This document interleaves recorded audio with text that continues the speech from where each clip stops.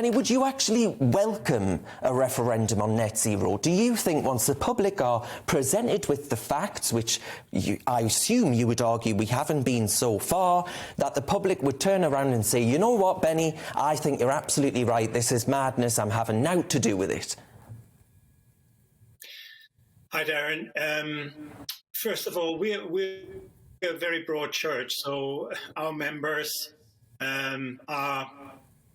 have different views on whether or not a referendum is the right idea. We certainly welcome the increased debate about the cost of net zero and the craziness of some of these targets.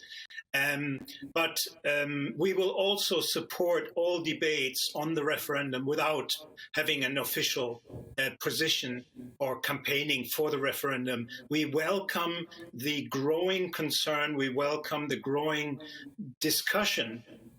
Yeah, and in highlighting that discussion and that growing concern, Nigel Farage says that the political class in Westminster has actually taken the country down a ruinous path, and we've not been given a say over this. Now, of course, we heard the same argument in the EU referendum. Do you actually see it going a similar way on this debate around net zero?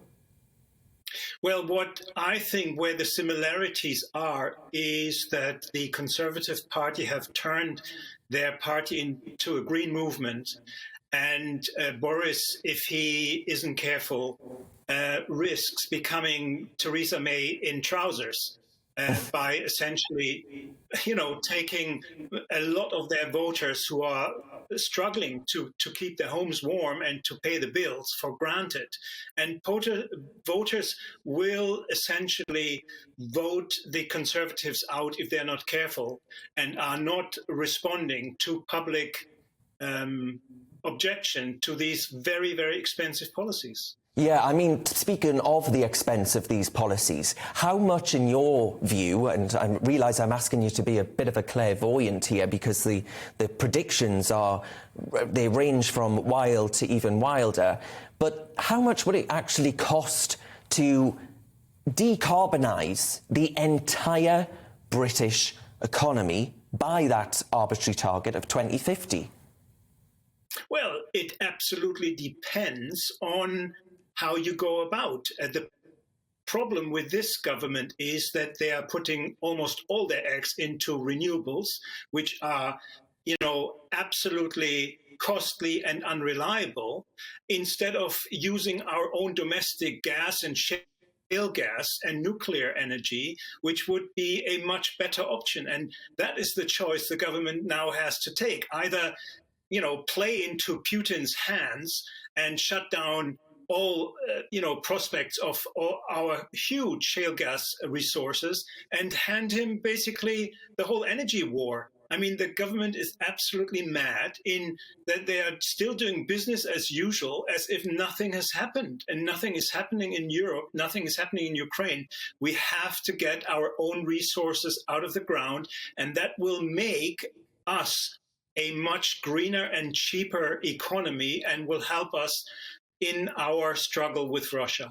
Yes, I mean, I want a greener, cleaner planet. I just don't want to ask people to have to choose between heating and eating the homes. I don't think that that's too wild an ask. Absolutely. But actually, I think we're going the same way that Australia did, where in the last general election, Scott Morrison, the Prime Minister, wasn't supposed to win that election, right? Labour were polling quite highly. And then Labour turned round and said, well, actually, you're going to lose your jobs because we're going to put in place these green taxes and all the rest of it on mining communities. And mining communities said, well, hang on a minute, mate. You ain't taking my job away. And I can sort of see in this country, we are starting to see the seeds of a similar debate happening. Do you actually see that as well?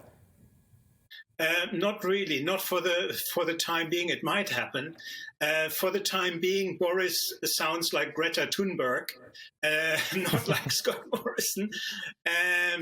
And he takes part of his voters for granted. And I think Nigel Farage's new campaign could undo a lot of what Boris did with Brexit. You remember, Boris only became prime minister because Theresa May messed up the whole Brexit negotiations. And Boris is at risk of repeating her mistake by taking his supporters and his voters for granted at a time when people are struggling to pay their bills.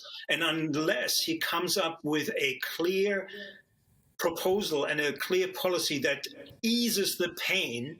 Exactly. And right now there isn't that infrastructure to put net zero in place without asking people to immiserate themselves and roll back progress. I agree with you